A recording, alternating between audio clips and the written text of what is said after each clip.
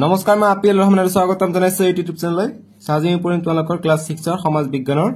যেটো পাঠ 7 আছে মানুহৰ জীৱন প্ৰণালীৰ বিকাশ সো আদিম যুগৰ মানুহে কেনেকৈ বসবাস কৰিছিল কি কি খাইছিল হেখিনি বিষয় ইয়াত এইটো পাঠত উল্লেখ কৰা আছে আদিম যুগত মানুহে গছৰ খৰেঙাত আৰু শিলৰ গুহাত আছিল আৰু আজিকালি কি আমি অট্টালিকাত থাকো ঠিক আছে সো প্ৰশ্নাৱলী অনুশীলনী দিয়া আছে আমি প্ৰশ্ন কেইটাৰ সকলোখিনি উত্তৰ কৰিম আৰু পাঠটো তোমালোকক মই লাষ্টত বুজাইও দিম ঠিক আছে সো তোমালোকক যদি প্ৰথমতে দিছে অনুশীলনী 1 নম্বৰ কৈছে যে তলৰ প্ৰশ্নবোৰৰ উত্তৰ দিয়া যেনেকৈ ক নম্বৰ প্ৰশ্ন যে আদি মানুহে কি কি বস্তু খাদ্য হিচাপে গ্ৰহণ কৰিছিল সো আগৰ মানুহে কি কি বস্তু খাদ্য হিচাপে গ্ৰহণ কৰিছিল আমাক এটা প্ৰশ্ন দিছে সো আগৰ মানুহে কি খাইছিল গছৰ ফল সৰি পৰা ফল খাইছিল তাৰপিছত গছৰ পাত খাইছিল তাৰপিছত কেঁচা মাংস খাইছিল ঠিক আছে সো তোমালোকৰ কিতাপত আছে এইটো আনসাৰটো তোমালোকে কি দিবা ক নম্বৰটো উত্তৰ লিখিবা যে গছৰ সৰি থকা ফল বীজ পাত পোক পতংগ আদি ঠিক আছে ইমানখিনি লিখিবা আনসাৰটো হৈ যাব ক নম্বৰটোৰ কাৰণে যে গছৰ সৰি থকা ফল বীজ পাত পোক পতংগ এইবিলাক খাইছিল সো ক নম্বৰ উত্তৰ ইমানখিনি লিখিবা হৈ যাব এতিয়া খ নম্বৰ প্ৰশ্ন দিছে যে আদিম মানুহৰ আশ্ৰয়স্থলবোৰ কেনে আছিল গতিকে আদিম মানুহৰ আশ্ৰয়স্থলবোৰ কেনে আছিল গতিকে আমি উত্তৰটো কৰিম খ নম্বৰ কাৰণে উত্তৰ কৰিবা যে ডাইৰেক্ট উত্তৰ দি লিখিবা যে শিলৰ গুহা আৰু গছৰ খৰং আছিল তেনে আশ্ৰয়স্থল বা শিলৰ গুহা আৰু গছৰ খৰেং লিখিবা আনসাৰ হৈ যাব যে আদিম যুগৰ মানুহৰ শিলৰ গুহা আৰু গছৰ খৰেং আছিল আশ্ৰয়স্থল ঠিক আছে আছিল এইটো নিদিবা এইখিনি নিদিবা এইখিনি উত্তৰ লিখিবা শিলৰ গুহা আৰু গছৰ খৰং আছিল আশ্ৰয়স্থল বাস অকল তেনেটো লিখিবা হৈ যাব আনসাৰটো ডাইৰেক্ট ঠিক আছে এতিয়া গ নম্বৰ প্ৰশ্ন দিছে যে আদিম যুগৰ সুজলিবোৰ কি আছিল সেইবোৰ কেনেকৈ প্ৰস্তুত কৰি লৈছিল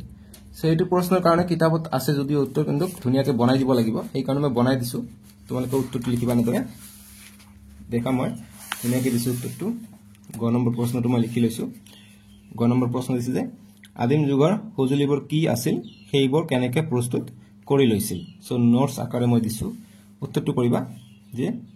আদিম যুগৰ সুজলিবোৰ আছিল শিল গছৰ ডাল জীৱ-জন্তুৰ হাড় এইবিলাক দি সুজলি বনাইছিল আৰু কেনেকৈ প্ৰস্তুত কৰি লৈছিল আমি উত্তৰ কৰিম যে সুজলিবোৰ শিলেৰে মিহি আৰু জোঙা কৰিছিল ঠিক আছে এতিয়া নেক্সট ঘ নম্বৰ প্ৰশ্নটো দিছে যে জুইৰ আৱিষ্কাৰ কিদৰে হৈছিল সো জুইৰ আৱিষ্কাৰ কিদৰে হৈছিল শিলে শিলে বাগৰাৰ ফলত যি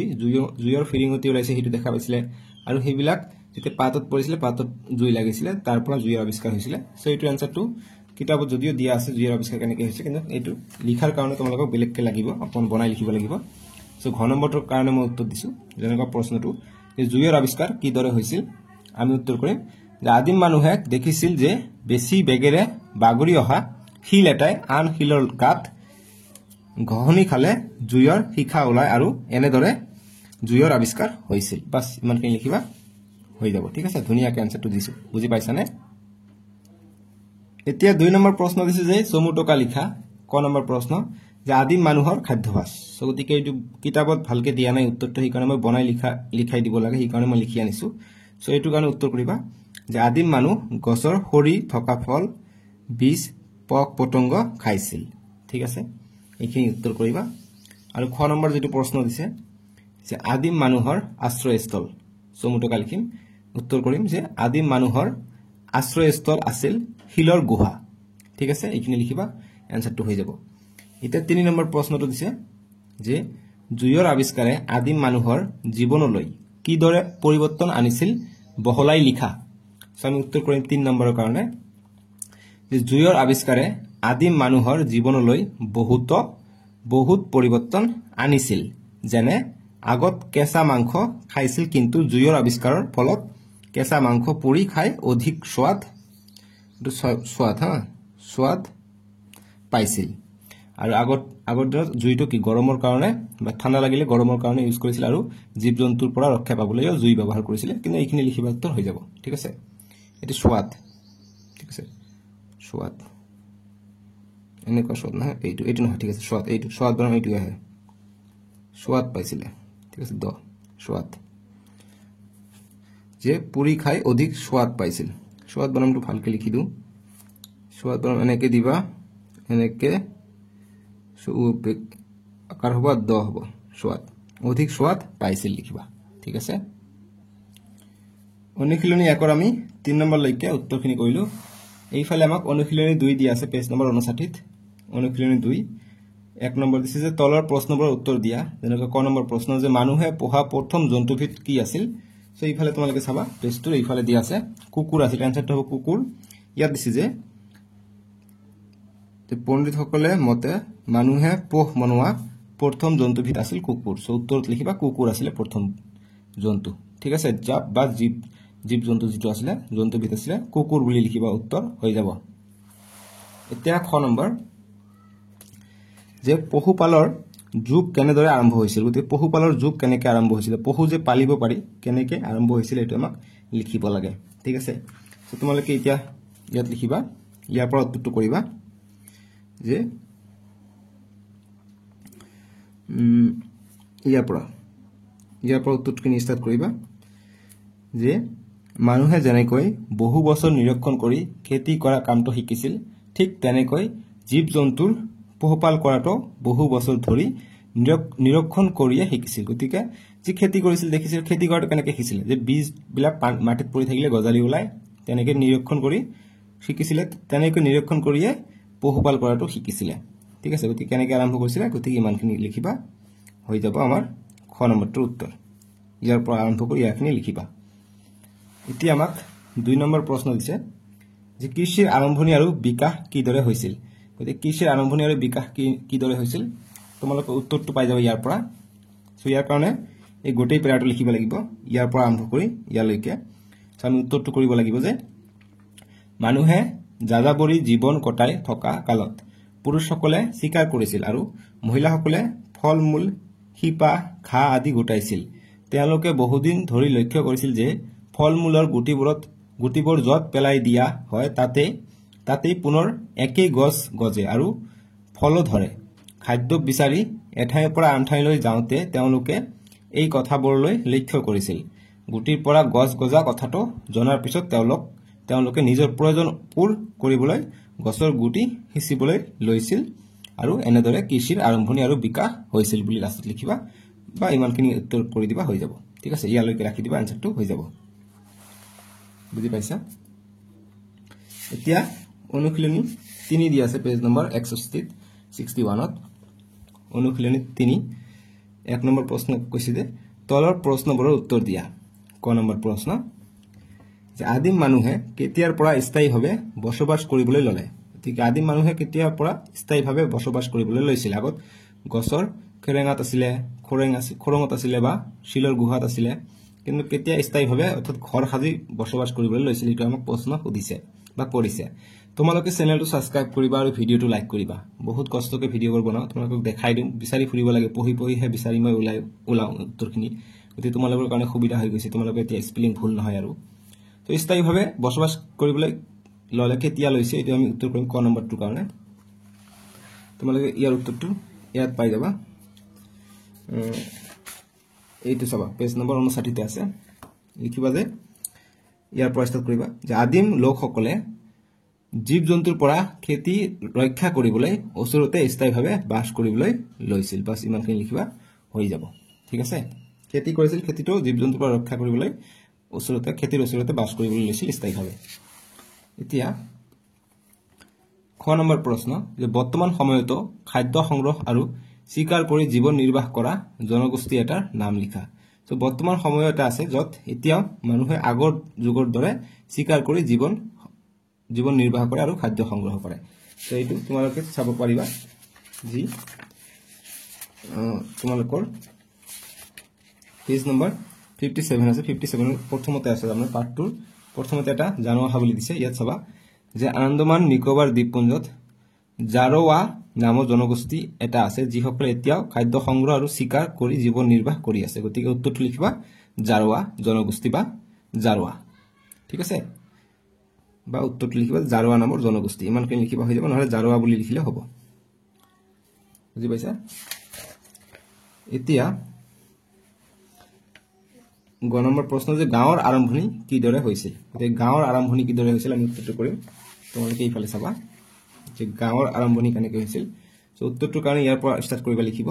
আৰু ইয়াত শেষ কৰিবা লিখিবা যে জীৱ জন্তুৰ লগতে শস্য আদিৰ কাৰণে পানী অপৰিহাৰ্য তোমালোকে কিতাপ লগত লৈ ৰাখিবা যেতিয়া ভিডিঅত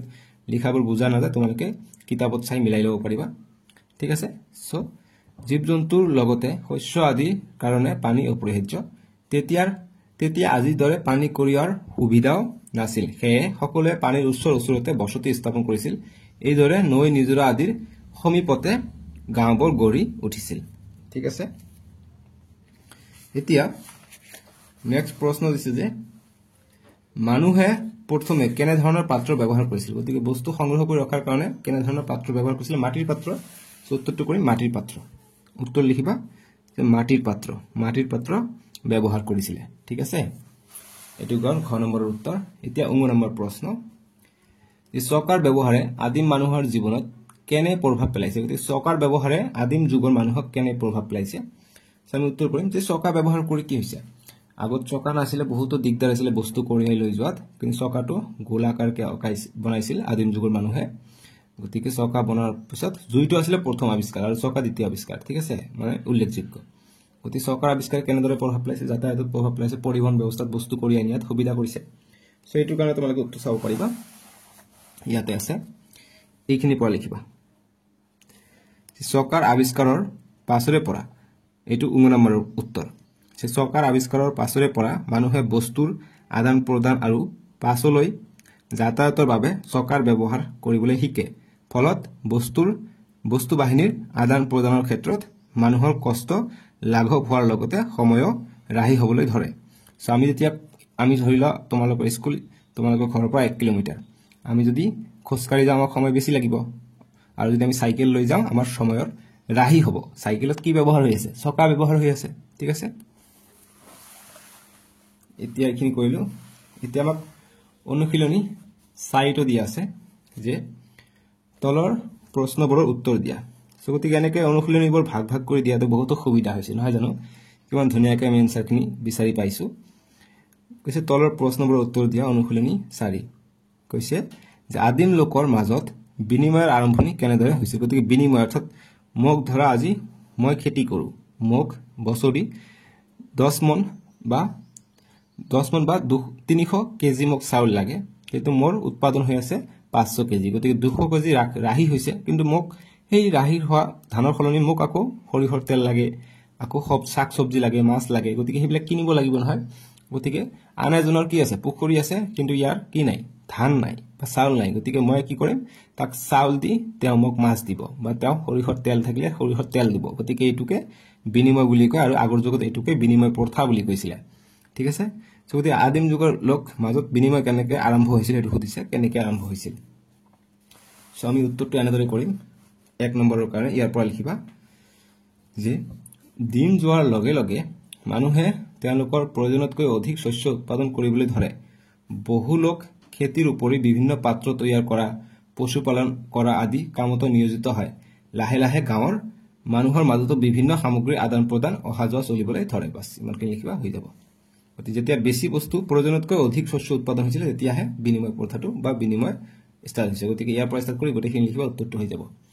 কিমান ধুনীয়াকৈ আনসাৰখিনি দি দিছো তোমালোকে দেখা পাইছানে তোমালোকে ভিডিওটোৰ কোৱালিটি 360 নহলে 480 চাবা 480 চাবা দেখা পাবা ধুনীয়াকৈ যদি বেলাৰ মাৰিছে ঠিক আছে এতিয়া 2 নম্বৰ প্ৰশ্ন দিছে যে অতীতত প্ৰথম বাণিজ্য কেন্দ্ৰবোৰ কিদৰে গঢ়ি উঠিছিল গতিকে আগত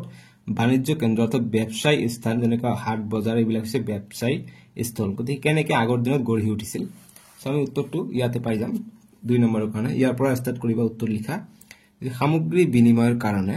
লাহে লাহে কেতবোৰ সুচল ঠাই বাছি লয় সেই ঠাইবোৰেই পাছলৈ ব্যৱসায়ৰ কেন্দ্ৰ হিচাপে গঢ়ি উঠে বাস ইমানখিনি লিখিবা হৈ যাব ঠিক আছে এতিয়া 3 নম্বৰ প্ৰশ্ন দিছে যে আদিম যুগৰ অৱশিষ্ট উদ্ধাৰ হোৱা ভাৰতৰ কেইখনমান ঠাইৰ নাম উল্লেখ কৰা সো আমি যে আদিম যুগৰ যিবিলাক সমল আছে বস্তু আছে সেইবিলাক অৱশিষ্ট কত উদ্ধাৰ হৈছে সেইবিলাকৰ আমাক কি লিখিব কৈছে ঠাইৰ নাম লিখিব কৈছে সো এইটো জানো আহাতে আছে ইয়াতে আছে তোমালোকে পঢ়া যে মধ্য প্ৰদেশৰ ৰায়সেন জিলাৰ ভীমবেটেকা নামৰ ঠাইত প্ৰায় 10 বৰ্গ কিলোমিটাৰ জুৰি বিস্তৃত এলেকাত প্ৰস্তৰ যুগৰ বহুতো অৱশিষ্ট পোৱা গৈছে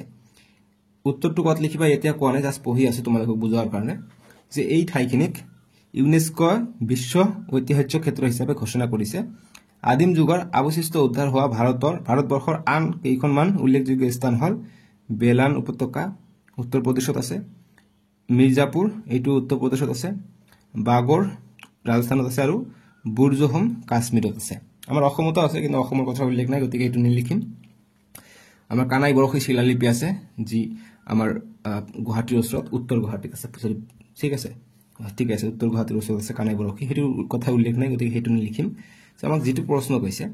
যে আদিম যুগৰ অৱশিষ্ট উদ্ধাৰ হোৱা ভাৰতৰ কেইখনমান ঠাইৰ নাম লিখা সো আমি ভিতৰৰ প্ৰশ্ন চাম ঠিক আছে কাৰণ পৰীক্ষাত তোমালোকৰ প্ৰশ্ন বনাই দিব সো তোমালোকে ভিডিওটো এতিয়া শেষ কৰি নাযাবা আকৌ গোটেই চাবা সো আমাক কৈছে আদিম যুগৰ অৱশিষ্ট উদ্ধাৰ হোৱা ভাৰতৰ কেইখনমান ঠাইৰ নাম লিখা গতিকে ভাৰতৰ কেইখনমান ঠাইৰ নাম লিখিবা যত অৱশিষ্ট উদ্ধাৰ হৈছে এটা হৈছে মধ্যপ্ৰদেশৰ ৰায়সন জিলাৰ ভীমবেটেকা নামৰ ঠাইত এটা লিখিবা তাৰপিছত 2 নম্বৰ দিব পাৰা বেলান উপত্যকাত উত্তৰ প্ৰদেশত তাৰপিছত মিৰ্জাপুৰ উত্তৰ প্ৰদেশ বাগন ৰাজস্থানৰ আৰু বুৰজোহম কাশ্মীৰত এইবিলাকত আদি প্ৰস্তৰ যুগৰ অৱশিষ্ট উদ্ধাৰ হৈছে ঠিক আছে আৰু যি মধ্যপ্ৰদেশৰ যেনেকৈ আমাৰ অসমটো এটা ৰাজ্য তেনেকৈ মধ্যপ্ৰদেশ এটা ৰাজ্য বাগৰ এটা ৰাজ্য মিৰ্জাপুৰ এটা ৰাজ্য উত্তৰ প্ৰদেশ এটা ৰাজ্য কাশ্মীৰ এটা ৰাজ্য ৰাজস্থান এটা ৰাজ্য ঠিক আছে আমাৰ 28খন ৰাজ্য আছে গতিকে যি মধ্যপ্ৰদেশৰ ৰায়সেনা জিলাৰ ভীমবেটেকা নামৰ ঠাইত 10 বৰ্গ কিলোমিটাৰ জুৰি বিস্তৃত এলেকাত প্ৰস্তৰ যুগৰ অৱশিষ্ট পোৱা গৈছে এইটোক ইউনেস্কো বিশ্ব ঐতিহাসিক হিচাপে ঘোষণা কৰিছে অৰ্থাৎ ইউনেস্কো ওয়াৰ্ল্ড হেৰিটেজ সাইট হৈছে উত্তৰ প্ৰদেশত আছে ভীমবেটেকা নামৰ ঠাইত যিটো ৰায়সেন জিলাত আছে মধ্যপ্ৰদেশৰ ঠিক আছে ইয়াত কি আছে অৱশিষ্ট আছে আদিম যুগৰ বা প্ৰস্তৰ যুগৰ ঠিক আছে সো এইখিনি প্ৰশ্ন আছিল এতিয়া নেক্সট তোমালোকক প্ৰশ্ন দিছে ইয়াত ধাৰণা চিত্ৰ দিছে কনসেপ্ট মেপ দিছে এইটো বুজিলে তোমালোকে পাঠটো বুজাত সহজ হ'ব যেনেকুৱা যি আদিম মানুহৰ জীৱন প্ৰণালী আছিল হেতু কেনেকুৱা আছিল খাদ্যভাসৰ ওপৰত ডিপেন্ড কৰিছিল হাহুজলি খাদ্যভাস যেনেকুৱা কেঁচা মাংস ফলৰ সৰি থকা ফল পতংগ ঠিক আছে গছৰ পাত এইবিলাক খাইছিল আৰু সাৰসুজলি কি যি গছৰ বাকল কি সাৰসুজলি পিছত আমাৰ জীৱ-জন্তুৰ দাঁত ব্যৱহাৰ কৰিছিল দাঁত ব্যৱহাৰ কৰি কাণৰ যি ৰিং থাকে হেতু তৈয়াৰ কৰিছিল আৰু যি কাপড় পিন্ধিছিল গছৰ বাকলি পিন্ধিছিল কাপড় হিচাপে পিছলৈ ঠিক আছে আৰু জুইৰ আৱিষ্কাৰ হৈছিল তাৰ পিছত কি কৰিছিল খেতি আৰম্ভণি কৰিছিল খেতি পথৰ ব্যৱস্থা কৰিছিল খেতি পাস্তৰৰ ব্যৱস্থা জুম খেতি কৰি ব্যৱস্থা কৰিছিল গছ বিলাক কাটি জুম খেতি কৰিছিল আৰু জীৱ-জন্তু পালন কৰিছিল তাৰ পিছত খেতিৰ আৰম্ভণিৰ পিছত স্থায়ীভাৱে খেতিৰ কাৰণে জীৱ-জন্তু যাতে নষ্ট নকৰে খেতি সেই কাৰণে স্থায়ীভাৱে বসতি আৰু গাঁৱৰ আৰম্ভণি হয় আৰু গাঁৱৰ আৰম্ভণিৰ পিছত ৰাহি শস্য ব্যৱসায় বাণিজ্য গতিকে গাঁৱৰ আৰম্ভণি হয় যিবিলাক শস্য খেতি কৰি ৰাহি হয় সেইবিলাক বিনিময় কৰি কি হয় ব্যৱসায় ষ্টাৰ্ট হৈ যায় ব্যবসা বাণিজ্য সো ইয়াত শব্দাৰ্থ কিছুমান দি আছে যেনেকৈ খাদ্যভাস মানে আহিব পাৰে লিখিবা খাদ্যভাস যে সুস্বাস্থ্য বজাই ৰাখিবলৈ মানুহে গ্ৰহণ কৰা ভিন খাদ্য তাৰ পিছত স্থায়ী বসতি লিখিম কোনো এটা অঞ্চলত নিগাজিকৈ বসবাস কৰা কাৰ্যক স্থায়ী বসতি বলে ইম্পৰ্টেন্ট প্ৰশ্ন এতিয়া দলগত কাৰ্য দিছে যে আদিম মানুহৰ জীৱনৰ ভিত্তিত পাঠত দিয়া একোটা বিষয়ৰ একোখন ছবি অংকন কৰা যেনে আদিম লোকৰ খাদ্য সংগ্ৰহণ ঠিক ছবি আঁকিব দিছে আদিম যুগত খাদ্য কেনেকৈ সংগ্ৰহ কৰিছিল গছৰ খৰি পৰা ফল ছবি আঁকি দিবা খৰি পৰা ফল উঠাই আছে এজন মানুহে হৈ যাব এতিয়া আমাক দিছে ভাবি উলোৱা প্ৰয়োজনত জ্যেষ্ঠ বা শিক্ষকৰ সহায় লবা গতিকে মই শিক্ষক মই তোমালোকক এতিয়া সহায় কৰি দিম প্ৰশ্নটো দিছে যে জুই অবিহনে আদিম মানুহে কেনেদৰে জীৱন নিৰ্বাহ কৰিছিল গতিকে জুই অবিহনে আদিম মানুহে কেনেদৰে জীৱন নিৰ্বাহ কৰিছিল সো গতিকে জুই অবিহনে আদিম মানুহে বহুত কষ্টৰে জীৱন নিৰ্বাহ কৰিছিল কাৰণ জুই অবিহনে তেওঁলোক কেঁচা মাংস খাইছিল আৰু যেটো সোৱাদযুক্ত নাছিল ঠিক আছে এনেকৈ উত্তৰটো কৰিবা হৈ যাব আৰু খ নম্বৰ যে তেওঁলোকে নিজৰ মাজত কিদৰে কথা বতৰা পাতিছিল গতিকে তেওঁলোকে নিজৰ মাজত কিদৰে কথা বতৰা পাতিছিল গতিকে ইশাৰা কৰিছিল বা মুখেৰে দেখাই দিছিল বা হাতেৰে দেখাই দিছিল এনেকৈ আমি কথা বতৰা পাতিছিল আদিম যুগৰ মানুহে ঠিক আছে বুজি পাইছা তোমালোকৰ যি কৰ্মপুথি আছে কিতাপটো দেখাই দিও এবাৰ সেইটো কিতাপ যেটো আছে যে কৰ্মপুথি সমাজ বিচিত্ৰা এইটো চাগে তোমালোকৰ নকৰা, কিন্তু ইয়াত কেইটামান এমচিকিউ দি আছে পাৰ্ট 7 ৰ কাৰণে যে মানুহৰ জীৱন প্ৰণালীৰ বিকাশ। গতিকে এমচিকিউ কেইটা তোমালোকৰ পৰীক্ষাৰ কাৰণে ইম্পৰ্টেণ্ট হ'ব পাৰে, ঠিক আছে। তো আমি এই এমচিকিউ কেইটা ডিছকাছ কৰি লওঁ, তাৰপিছত পাঠৰ ভিতৰত দুটামান বস্তু দেখাই দিব আছে, সেইখিনি দেখাই দিম। তোমালোকে ভিডিঅ'টো স্কিপ নকৰাকৈ চাই থাকিবাচোন, স্কিপ কৰিলে তোমালোকে বুজি নাপাবা, ঠিক আছে। যেনেকুৱা এইটো তোমালোকৰ কি পাঠ্যপুথিৰ প্ৰশ্ন নহয়, কিন্তু এইটো হৈছে কৰ্মপুথিৰ প্ৰশ্ন, ঠিক আছে। এইটো কিতাপ তোমালোকে দিছে নে নাই, দিছে না চাবা, থৈ নিদিবা, সেইটো পঢ়িবা, ইয়াৰ পৰা যথেষ্ট প্ৰশ্ন আহে। এইটো কৈছে যে তলত দিয়া প্ৰশ্নসমূহৰ 1 নঙৰ পৰা 5 নংলৈ শুদ্ধ উত্তৰটোৰ কাষত গোল চিন পূৰ কৰা। কৈছে যে আদিম মানুহে এঠাইৰ পৰা আন ঠাইলৈ ঘূৰি ফুৰাৰ কাৰণটো কি আছিল। গতিকে আদিম মানুহে এঠাইৰ পৰা আন ঠাইলৈ কিয় ঘূৰি ফুৰিছিলে? খেলা ধূলা, খাদ্য সংগ্ৰহ, যুদ্ধ নে বেপাৰ বাণিজ্য? গতিকে খাদ্য সংগ্ৰহৰ কাৰণে আদিম মানুহে এঠাইৰ পৰা আন ঠাইলৈ ঘূৰি ফুৰিছিল, গতিকে খ নম্বৰটোত আমি গোল চিহ্ন দিম, ঠিক আছে। এতিয়া 2 নম্বৰ প্ৰশ্ন দিছে যে আদিম মানুহে প্ৰথম অৱস্থাত কিয় হিস্ৰ প্ৰাণীবোৰ চিকাৰ কৰা নাছিল? গতিকে প্ৰথমত যিবিলাক হিস্ৰ প্ৰাণী আছিল সেইবিলাকক চিকাৰ কিয় কৰা নাছিলে? যে হিস্ৰ প্ৰাণীবোৰ উৎপত্তি হোৱা নাছিল, এইটো হ'ব নোৱাৰে, উৎপত্তি হৈছিলে। হিস্ৰ প্ৰাণীবোৰক চিকাৰ কৰিবলৈ কোনো সঁজুলি নাছিল, হিস্ৰ প্ৰাণীবোৰ বৰ শক্তিশালী আছিল, হিস্ৰ প্ৰাণীবোৰে গছত বাস কৰিছিল, গতিকে এইটো হ'ব নোৱাৰে, এইটো হ'ব নোৱাৰে। হিস্ৰ প্ৰাণীবোৰ বৰ শক্তিশালী আছিল, গতিকে শক্তিশালী থাকিলে কি হ'ব? বহুত মানুহ আছে, বহুত মানুহ মিলি মাৰিব পাৰিছিলে, কিন্তু হিস্ৰ প্ৰাণীবোৰক চিকাৰ কৰিবলৈ কোনো সঁজুলি নাছিল, গতিকে সঁজুলি নথকাৰ কাৰণে হিস্ৰ প্ৰাণীবোৰক চিকাৰ কৰিব পৰা নাছিল, ঠিক আছে। গতিকে এইটো হ'ব উত্তৰটো, খ নম্বৰ। এতিয়া 3 নম্বৰ প্ৰশ্ন যে আদিম মানুহে প্ৰথম অৱস্থাত স্থায়ীভাৱে বসতি স্থাপন নকৰাৰ কাৰণটো কি? গতিকে প্ৰথম অৱস্থাত স্থায়ীভাৱে বসতি কৰা নাছিলে, এঠাইৰ পৰা আন ঠাইলৈ ঘূৰি ফুৰিছিলে, কিয়নো খাদ্যৰ অভাৱ আছিলে, খেতি কৰা শিকা নাছিলে, পশুপালন কৰা শিকা নাছিলে, সেইকাৰণে প্ৰথম অৱস্থাত স্থায়ীভাৱে জীৱন যাপন কৰা শিকা নাছিলে। গতিকে তেওঁলোক এলেহুৱা আছিল নে পকী ঘৰ নিৰ্মাণ কৰিবলৈ জনা নাছিল, খাদ্যৰ সন্ধানত ঘূৰি ফুৰিবলগীয়া হৈছিল, আদিম মানুহৰ টকা পইচা নাছিল? গতিকে গ নম্বৰ হ'ব খাদ্যৰ সন্ধানত ঘূৰি ফুৰিবলগীয়া হৈছিল, গতিকে ইয়াত হ'ব চিহ্ন গ নম্বৰ। এতিয়া 4 নম্বৰ প্ৰশ্ন দিছে এমচিকিউ, এইবিলাক এমচিকিউ হয়, ঠিক আছে, এইবিলাক তোমালোকে পৰীক্ষাত আহিব। কিন্তু তলৰ কোনটো আদিম মানুহৰ বাসস্থান আছিল? গছৰ তল, জুপুৰি ঘৰ, শিলৰ গুহা, পকী ঘৰ? গতিকে শিলৰ গুহা আছিলে আৰু গছৰ খেৰেঙা আছিলে, গতিকে চি হ'ব, অৰ্থাৎ গ হ'ব উত্তৰটো। এতিয়া 5 নম্বৰ যে আদিম মানুহে গাঁও পাতিবলৈ জলাশয়ৰ ওচৰৰ অঞ্চলবোৰ কিয় বাছি লৈছিল? গতিকে গাঁও পাতিবলৈ জলাশয়ৰ ওচৰত কিয় বাছি লৈছিল? কিয়নো পানীৰ প্ৰয়োজন হৈছিলে। আজিকালি কি দমকল আছে, কুঁৱা আছে, কিন্তু আগত তেনেকুৱা ব্যৱস্থা নাছিলে, সেইকাৰণে য'ত নিজৰা আছিলে, নদী আছিলে, তাতে পানী থকাৰ কাৰণে তাতে বসতি কৰিছিলে বা জলাশয়ৰ ওচৰত বসতি কৰিছিলে। চ' ক'ত আছে? খেতি পানী যোগানৰ সুবিধাৰ বাবে, গতিকে এইটো অকণমান মিলিব পাৰে। মানুহৰ দৈনন্দিন ব্যৱহাৰৰ বাবে প্ৰয়োজনীয় পানী সহজে লাভ কৰিছিল, পোহনীয়া জীৱ জন্তু খোৱা পানীৰ অভাৱ সহজে পূৰ হৈছিল, ওপৰৰ আটাইকেইটা। গতিকে ওপৰৰ আটাইকেইটা হ'ব, কিয়নো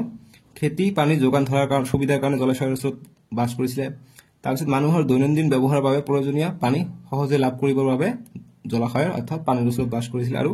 পোহনীয়া জীৱ জন্তুৰ খোৱা পানীৰ অভাৱ সহজে পূৰ কৰিবলৈ। গতিকে যিবিলাক পোহনীয়া জীৱ জন্তু আছে সেইবিলাকক পানী লাগিব, যাতে সহজে পায়, সেইকাৰণে জলাশয়ৰ ওচৰত অঞ্চলবোৰত মানুহে গাঁও পাতিছিল। গতিকে ওপৰৰ আটাইকেইটা হ'ব, খ হ'ব, ঠিক আছে, আমাৰ চবকেইটা শুদ্ধ হয়। গতিকে লিখিবা।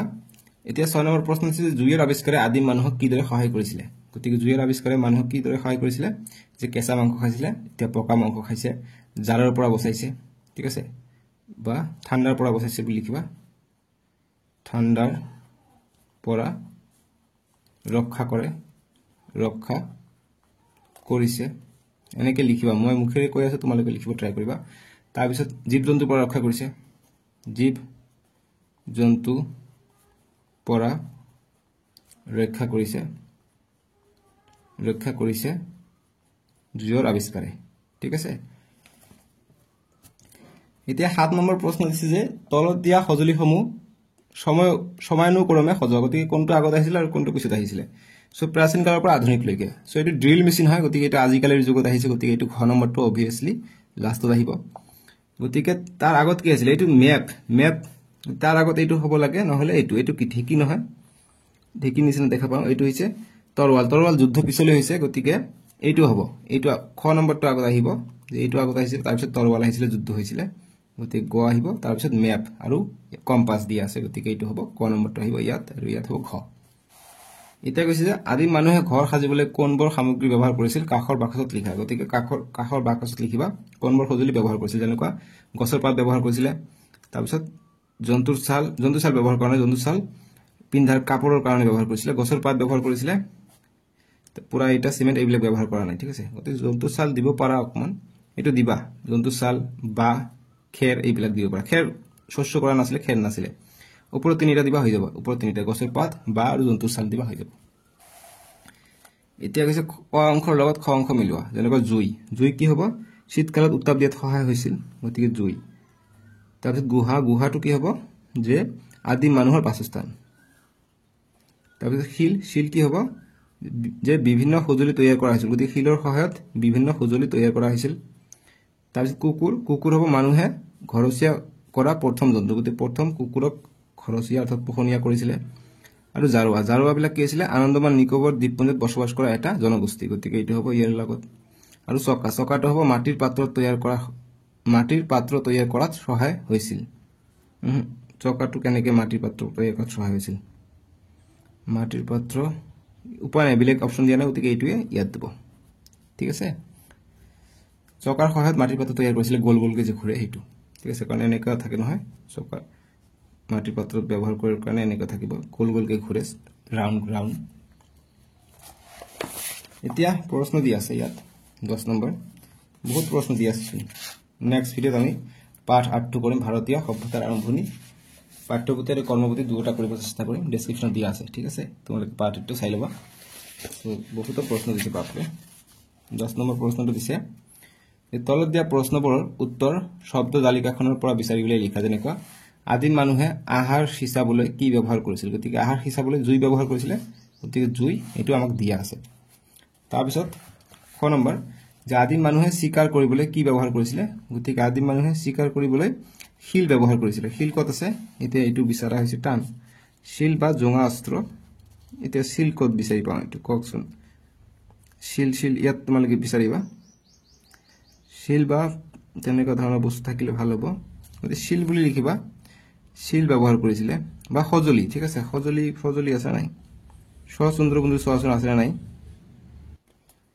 সো ইয়াত তোমালোকে বিচাৰিবা সজলি বিলাক যেনেকৈ জোঙা বা লিকাত তেনেকুৱা ধৰণৰ থাকিব পাৰে ইয়াত বিচাৰিব লাগিব বিচাৰিম লবা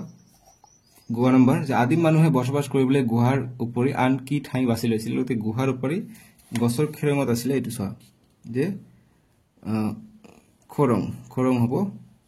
গ নম্বৰটো ঠিক আছে এইটো হ'ব গ নম্বৰ গ তাৰপিছত আদিম মানুহে কৃষিৰ উপৰি আন কি কৰ্মত জড়িত হৈ আছিল গতিকে কৃষিৰ উপৰি আৰু বহুতো কৰ্মত জড়িত হৈছিল ইয়াত বিচাৰো কত বুজিলো জুম খেতি এটা কৰিছিল জুম বুলি দিবা উত্তৰটো জুম খেতি এতিয়া যে পাহাৰীয়া অঞ্চলত হাবি কাটি কৰা কৃষি পদ্ধতিৰ নাম কি এইটোৰ নাম হৈছে জুম খেতি এইটোৰ নাম হ'ব জুম একচুয়ালি এইটো হ'ব খ নম্বৰটো এইটো হ'ব ঙ নম্বৰটো জুম খেতি আৰু আদিম মানুহে কৃষিৰ উপৰি আন কি কৰ্মত সৈতে জড়িত আছিল গতিকে কৃষিৰ উপৰি আৰু কি জড়িত আছিল ইয়াত আমাক বিচাৰিব লাগিব বিচাৰি লবা এইটো এতিয়া একাধিক কৰ্ম সজাব এইবিলাক তোমালোকে কৰি লবা এইবিলাক ইম্পৰ্টেন্ট নহয় এতিয়া ৰং দিব কৈছে এইবিলাক দৰকাৰ নকৰে ঠিক আছে সো এতিয়া তোমালোকে নেক্সট ভিডিও ডেসক্ৰিপশন দিয়া আছে নহলে সাৰ্চ কৰিবা এইটো D3E2 P7 আহি যাব ঠিক আছে নেক্সট ভিডিওস পাৰ্ট 8 তোমালোকে পাঠৰ ভিতৰত চাবা যে জুম খেতি কাক বলে যদি প্ৰশ্ন আহে পেজ নম্বৰ 60 তোমালোকে চাবা 60 চাবা যে আদিম লোকসকলে খেতি কৰিবলৈ সমতল আৰু পাহাৰীয়া অঞ্চলৰ গছ বন কাটি মুকলি কৰি লৈছিল এতিয়া বহু অঞ্চল গছ বন কাটি খেতি কৰাৰ ব্যৱস্থা চলি আছে জুম খেতি তেনে ধৰণৰ খেতিৰ উদাহৰণ ঠিক আছে জুম খেতিৰ বিষয়ে বুজি পাব গতিকে জুম খেতি তেনে ধৰণৰ খেতিৰ উদাহৰণ গতিকে এইখিনি লিখি দিবা জুম খেতি পাহাৰ কাটি কাটি জুম খেতি কৰে জুম খেতি এইটো হৈছে চিত্ৰটো সো তোমালোকে পেজ নম্বৰ 59 তোমালোকে চাবা জানো আহো বিলাক ইম্পৰ্টেন্ট যে আদিম মানুহৰ বিষয়ে আমি গুহাত অঙ্কন কৰা চিত্ৰৰ পৰা জানিব পাৰো ফ্ৰান্স স্পেন দেশত 200ৰো অধিক গুহা চিত্ৰ আৱিষ্কাৰ হৈছে এই চিত্ৰসমূহত বিভিন্ন জীৱ-জন্তু শিকাৰ কাৰ্য আদি অঙ্কন কৰা আছে পেজ নম্বৰ চিত্ৰ 7.7 এইটো চিত্ৰ অঙ্কন কৰা আছে স্পেনৰ আল্টমিৰা চিত্ৰ গুহাত ঠিক আছে এইটো চিত্ৰ আছে গতিকে ফ্ৰান্স স্পেন এইবিলাক দেশত 200ৰো অধিক চিত্ৰ গুহা আছে বা গুহা চিত্ৰ আৱিষ্কাৰ হৈছে ঠিক আছে যিকিন হক আমি নেক্সট ভিডিওত নেক্সট পাৰ্টটো কৰিম তোমালোকে ভিডিওটো কেনেকা পালা লাইক কৰি জনাই দিবা মই আশা কৰিছো তোমালোকে যাতে এইটো ভিডিওত